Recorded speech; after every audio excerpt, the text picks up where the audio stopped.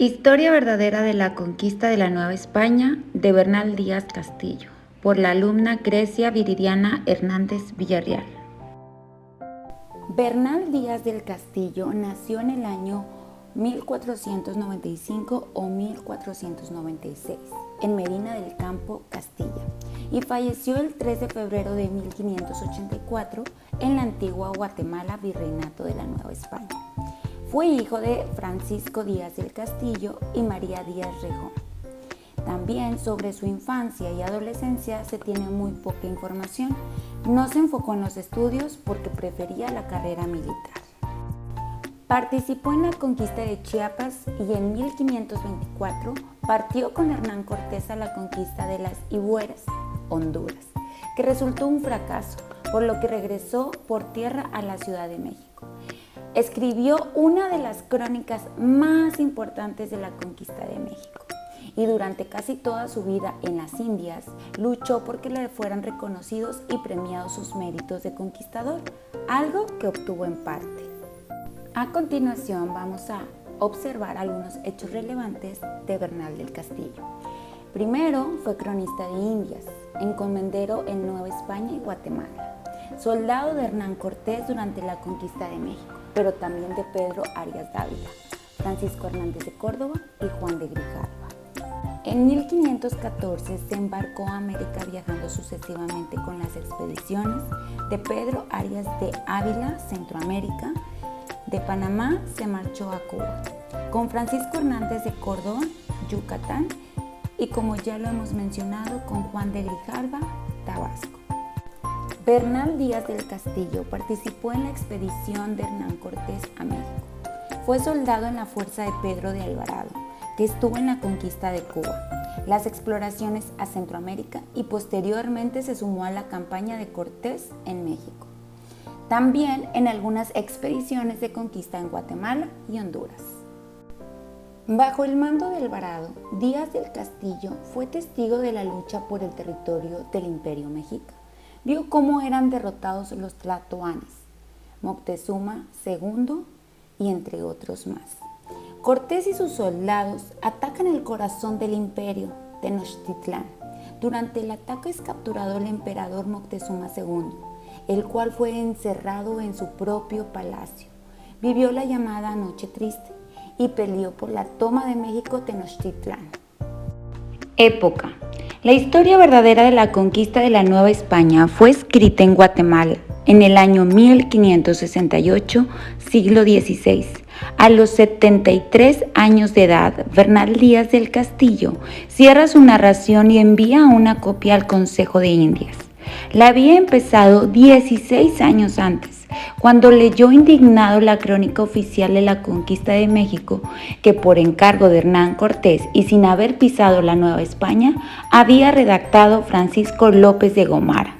Allí quiso narrar por menudo la verdad de la historia de Cortés, pero también la cotidiana, la de los soldados, recopilando todo lo que había contado como un poeta a quien quisiera oírle a lo largo de su vida.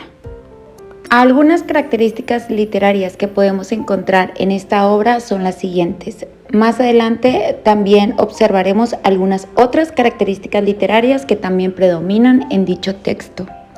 Esta obra pertenece al género narrativo, debido a que narra una historia real a través del tiempo cronológico, lo que permite que el lector pueda tener una noción del lugar, del tiempo y de las circunstancias en que se desarrolla la historia. Y aunado a esto, el narrador es el protagonista de la obra. El subgénero de esta obra es crónica literaria y utiliza recursos literarios como comparación, porque destaca similitudes que existen entre situaciones o personas de la obra. Ironía, situación en la que existe un contraste entre la expectativa y la realidad.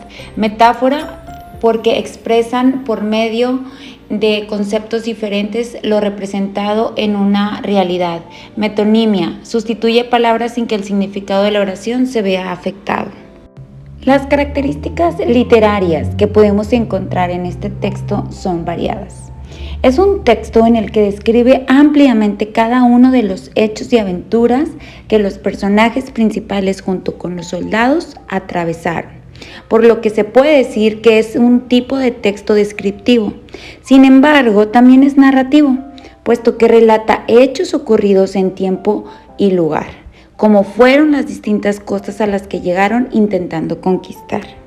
De esta misma forma, podemos concluir que también es un tipo de texto argumentativo y expositivo, ya que durante la narración expone, critica y secunda ideas de quienes fueron sus soldados o capitanes. Expositivo porque después de escuchar los relatos de Hernán Cortés, se dio cuenta que le faltaron muchas cosas que contar y por tal motivo es que él decidió sacar a la luz este escrito que es el que ya tenía realizado 16 años antes. A continuación realizaremos un breve análisis de los capítulos del 1 al 6. Bernal Díaz del Castillo, vecino y regidor de la muy leal ciudad de Santiago de Guatemala, uno de los primeros descubridores y conquistadores de la Nueva España y sus provincias, y cabo de Honduras e Higueras. Aventuramos nuestras vidas por el mar descubriendo tierras que jamás se habían tenido noticias de ellas, de día y de noche batallando con guerreros y tan apartados de Castilla, sin tener socorro salvo el de Dios, fue que ganamos la Nueva España y la muy nombrada y gran ciudad de Tenochtitlán, México. Haré esta relación de quién fue el primer descubridor de la provincia de Yucatán y cómo fuimos descubriendo la Nueva España, quiénes fueron los capitanes y los soldados que la conquistamos, lo cual lo diré lo más breve que se pueda. En compañía de un capitán que se decía Francisco Hernández de Córdoba, trajimos de aquel viaje soldados. Descubrimos lo de Yucatán y nos mataron en la primera tierra que saltamos, que se dice la Punta de Cotoche, y en un pueblo más adelante que se llama Champotón, más de la mitad de nuestros compañeros y el capitán salieron heridos. Después de esto, tuvimos que volver con mucho trabajo a la isla de Cuba, de donde habíamos salido con la armada. El capitán murió después. Llegando a tierra, los soldados que venían heridos también fallecieron. Después de estas batallas, volvimos por segunda vez, pero ahora con otro capitán que se llama Juan de Grijalva. Y en estas segundas batallas nos mataron a otros más soldados. Y desde aquel pueblo fuimos descubriendo la costa adelante hasta llegar a la Nueva España. La tercera vez que regresamos fue con el capitán Hernán Cortés. Digo que ningún capitán y soldado pasó a esta Nueva España 3 veces como yo, por manera que soy el más antiguo descubridor y conquistador que ha habido ni hay en la Nueva España, puesto que muchos soldados pasaron 2 veces a descubrirla, una con Juan de Grijalva, otra con Hernán Cortés, mas no 3 veces, porque si no vino al principio, no vino la segunda ni con Grijalva, ni la tercera con Cortés. En 8 días del mes de febrero del año de 1517 salimos de La Habana del puerto de Axaruco, que es en la banda del norte, y en 12 días doblamos en la punta de Santo Antón, que por otro nombre en la isla de Cuba se llama Tierra. Navegamos a nuestra aventura hacia donde se pone el sol sin saber las corrientes ni los vientos que suelen dominar en aquella altura. Después de 20 días vimos tierra y desde los navíos vimos un gran pueblo que estaría de la costa a 2 leguas. Le pusimos por nombre el Gran Cairo. Llegando los indios con las 10 canoas cerca de nuestros navíos, con señas de paz que les hicimos y llamándoles con las manos para que nos vinieran a hablar, porque entonces no teníamos lenguas que entendieran la de Yucatán y la mexicana. Sin temor ninguno vinieron. Otro día volvió el mismo cacique a nuestros navíos y trajo 12 canoas, ya he dicho que se dicen piraguas, y dijo por señas que fuéramos a su pueblo y que en aquellas sus canoas podíamos saltar en tierra. Capítulo 3. Creyendo que era isla, como nos lo certificaba el piloto Antón de Alaminos, en 15 días que fuimos de esta manera vimos desde los navíos un pueblo, y al parecer algo grande. Había cerca de él una gran ensenada y bahía. Creímos que habría algún río donde pudiéramos tomar agua, porque teníamos gran falta de ella. Fue un domingo de Lázaro y a esta causa le pusimos a aquel pueblo por nombre Lázaro. Está en las cartas de marear y el nombre propio de indios se dice Campeche. Y estaba ahí un buen pozo de agua. Sacamos las pipas para echarles agua y volver a los navíos. Vinieron del pueblo algunos indios con buenas mantas de algodón y de paz, a lo que parecía que debían ser caciques, y nos dicen por señas que qué buscábamos, y les dimos a entender que tomar agua e irnos a nuestros navíos, y nos señalaron con las manos que si veníamos de donde sale el sol, y decían, Castilán, Castilán. Después de estas pláticas nos dijeron por señas que fuéramos con ellos a su pueblo. Nos llevaron a unas casas muy grandes que eran adoratorios de sus ídolos y labradas de cal y canto tenían figurado en unas paredes muchos bultos de serpientes y culebras y otras pinturas de ídolos de malas figuras, alrededor de uno como altar lleno de gotas de sangre. Salieron de otra casa y con señas nos dicen que nos fuéramos antes de que se prendiera fuego a la leña, si no nos matarían. Ya metida el agua en los navíos, comenzamos a navegar. Duró 4 días el norte que nos hizo anclar y se nos quebraron 2 cables que iba agarrando un navío. Pasando el tiempo, seguimos nuestra costa adelante. Llegamos a tierra para tomar agua y como íbamos costeando, creímos que por donde sea que saltáramos, tomaríamos de pozos que cavaríamos. Después de nuestra derrota, vimos más adelante un pueblo y antes de él un río o un arroyo y acordamos de ir, sacando todas nuestras vasijas para tomar agua y con muy buen concierto de armas y ballestas y escopetas salimos a la tierra. Allí había unos pozos y maizales y cacerías de cal y canto. Llámese este pueblo Potochán. Llenamos nuestras pipas de agua, mas no las podíamos llevar con la mucha gente de guerreros que cargó sobre nosotros. Después de tomar el agua vinieron a la costa muchos indios y se vienen derecho hacia nosotros. Pensamos que venían en paz y por señas nos dijeron que si veníamos de donde sale el sol y respondimos que sí. Y paramos entonces en las mientes y pensar que podía ser aquellas pláticas que nos dijeron ahora y habían dicho los de Lázaro, mas nunca entendimos al final lo que decían. En la noche escuchamos cómo venían indios y todos en estado de guerra. Dijimos entre nosotros los soldados que estuviéramos con corazones fuertes para pelear y pidiéndole a Dios procurar nuestras vidas. Vinieron los indios junto con los de una noche antes y nos cercaron por todas partes. Y con mucho trabajo quiso Dios que escapáramos con las vidas de poder de aquellas gentes, pues ya embarcados en los navíos hallamos que faltaban algunos soldados. Algunos se murieron de las heridas y otros de la gran sed que pasábamos. Y desde que nos vimos a salvo de aquellas refriegas, dimos muchas gracias a Dios. Algunos soldados se quejaban del dolor y de sus heridas. Así fueron muriendo algunos de ellos. Después que nos vimos en los navíos, dimos gracias a Dios y curados los heridos, acordamos de volver a Cuba. Y como estaban heridos todos los demás marineros, no había quien se quedara en las velas de los navíos. Dejamos un navío de menos en el mar. Otro problema que teníamos era la gran falta de agua, porque las pipas que teníamos llenos en Chapotón, con la gran guerra que nos dieron, no se pudieron llevar y allí se quedaron. De manera que con todo esto íbamos navegando, para hallarnos muy cerca de tierra un paraje, algún río o alguna bahía, para poder tomar agua. Y después de 3 días vimos una ensenada, que parecía un puerto en forma de mar en sus costas, y creímos que era un río que tenía agua. Saltaron en tierra los marineros que no estaban heridos, pero era tan mala el agua y salada, que trajeron vasijas llenas, pero no había hombre que la pudiera beber, y unos soldados que la bebieron les dañó los cuerpos y las bocas. Estuvieron los navíos seguros. Alzamos anclas y velas para ir nuestro viaje a la isla de Cuba. El piloto Alamino se concertó y aconsejó a los otros pilotos de dónde estábamos, y que atravesáramos la Florida, porque hallaba en sus cartas que estaría allí obra de 70 leguas. Y así fue como lo dijo, porque según yo entendí, había venido con un Juan Ponce de León a descubrir la Florida. Allí, en aquella misma tierra, le desbarataron y mataron al Juan Ponce. Y en 4 días que navegamos, vimos la tierra de la Florida. Llegados a la Florida, salieron soldados. Yo fui con ellos y también el piloto. Sacamos las vasijas para llenarlos de agua.